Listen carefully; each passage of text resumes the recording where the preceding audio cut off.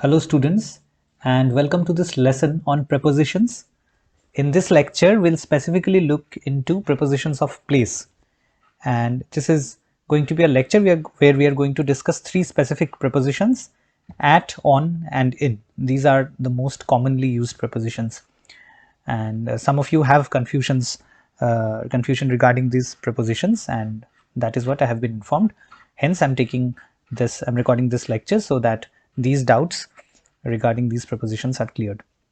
Okay, so even though I expect you to know this, we'll still take a look at what a preposition is.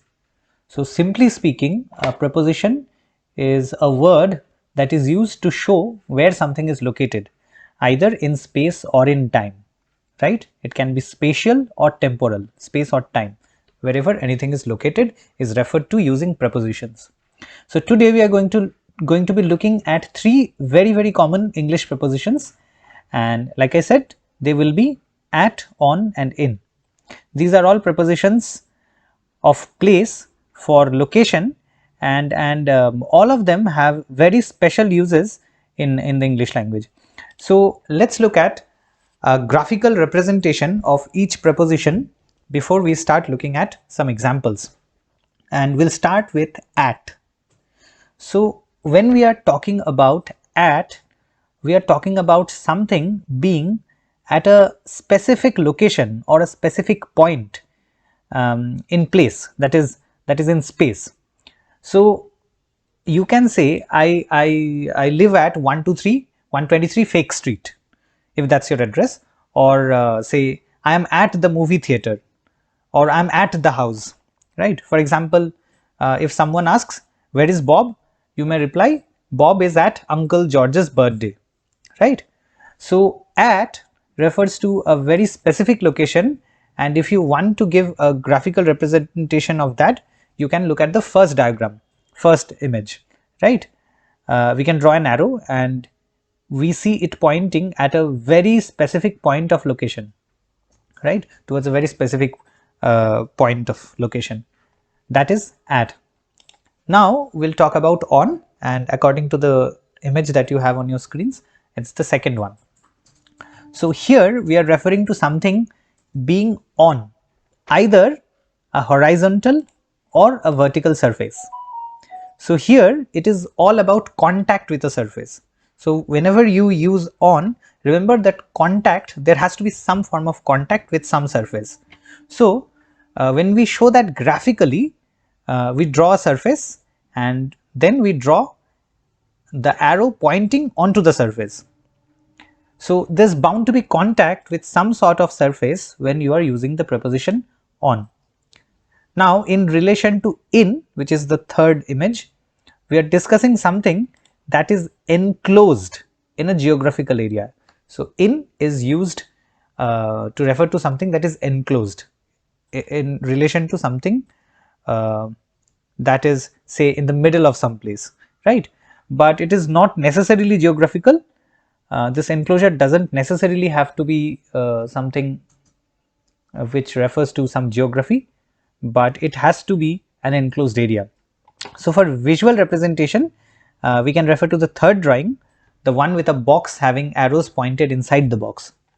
So you can use these images as visual cues to help you recall when to use at, on, and in. Now let's drill and let's do some examples for each one. So for at, we use an example of being at someone's house. So one example would be, I am at John's house. So I am at a specific place, a specific location, a very specific point in space. Now talking about on, we are talking about something being on a surface. So let's use this example. If you're watching TV, the TV screen is a surface, right? So you would say my favorite show is on TV, right? So with the U in British, without the U in American, but essentially the preposition obviously remains the same. My favorite show is on TV, right? So the car is on the street. The car is never in the street. So again, we mentioned that the television is a surface, and the screen is obviously a surface. You can also say that the whiteboard, which we used to teach in class, although it's vertical, you can still use the term on. For example, I am writing on the board, right? So what is essential to remember is that on will be used wherever there is some contact with a surface, right? Horizontal or vertical. And finally, let's look at in. To remind you, in refers to enclosed areas, right? For example, I am in college, or you can also say I like to study in my bedroom. Okay. Now, when we are using specifically, whether it's at or on, it can become very confusing when we are talking about addresses, right? So let's again take the example. I live at 123 Fake Street, right? But however, when we are talking about living on the street, if someone actually lives on the street, say for example, if someone is homeless, God forbid, but then you would probably have to say I live on Fake Street, right? So see, please see the difference here. So let's now look at an example which has all the three prepositions in use. So I live in India on 123 Fake Street, right? At a certain house.